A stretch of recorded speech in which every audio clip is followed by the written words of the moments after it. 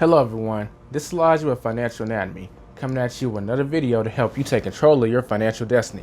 Here on this channel we talk about apps involving money and also investing. And we're going to be talking about Cash App in this video, specifically how do you add Google Pay to your Cash App. Many people, like myself, use Google Pay to pay for things, but you may not know exactly how to add it to Cash App, or you might not even know that that was an option.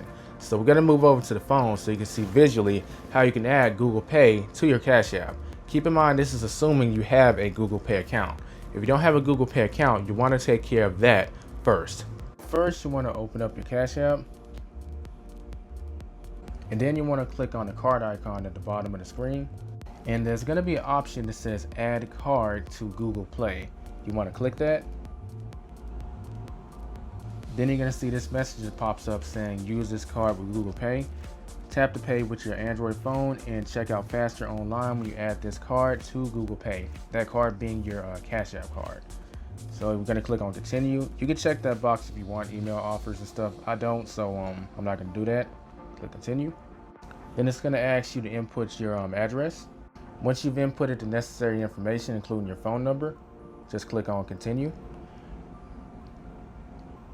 Then you need to agree to the terms. I'll let y'all read that on your own time. I've already reviewed the summary of it, so I'm going to go ahead and scroll to the bottom and click on more.